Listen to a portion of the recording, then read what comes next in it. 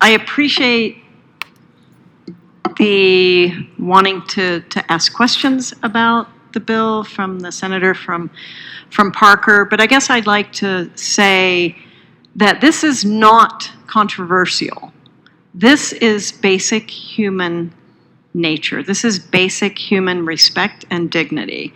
The bill was actually brought to us by a dad because he was dealing with the same issues that we just heard about, trying to find a safe place to change his infant's diaper.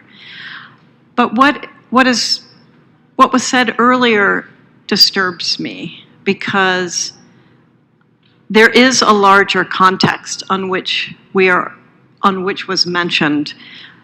The fact that transgender youth and transgender adults are under attack every single day in this country, and that they have become the fodder for political gains or not, is really, it's really so saddening and makes no sense to me and is so disrespectful.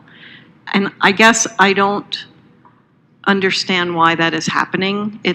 People not only are being threatened, but it goes way beyond that. People are being injured, people are being murdered. And so I don't want this bill to be caught up in that. This is a bill about dignity, and this is a bill about respect. So I just wanted to speak to that issue for a moment on this. This bill is also about seniors who have caregivers who can't find a restroom where their caregiver can go in with them. We have an aging population here. We are all going to need caregivers at one time or another. My spouse is a hospice nurse, and if she is with a patient and they're being transferred to another facility and they need to stop, and it's a male patient, what happens there? I mean, this is about so many people in our society. This is about folks with disabilities. It's the exact same issue. How do folks with a disability, how is their caregiver going to be able to accompany them if we don't create gender-neutral facilities? That's what this is about. So I don't want this to be conflated with this really disgusting other political stuff that's happening all over the country. This is about us as Coloradans respecting all of us, because we all have to use the restrooms. We all have to. And it sends a message that our public buildings are respecting that.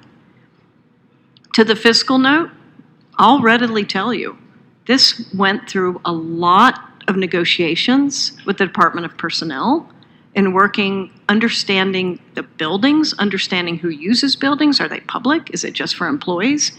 This was a huge undertaking, and I really, really commend the House sponsors that dug in on it from the beginning, because it started over there, and I really commend the advocates. It took a while to figure out, okay, what can we do? What's possible? We have limited funds, but this is so important. So with all of that said, please, let's respect the fact that all of us are going to be affected by this bill in one form or another. In 20 years, in me, it could be 10 years. And for some of you, 40 years. I'm just saying all of us can be affected by this. So thank you, colleagues.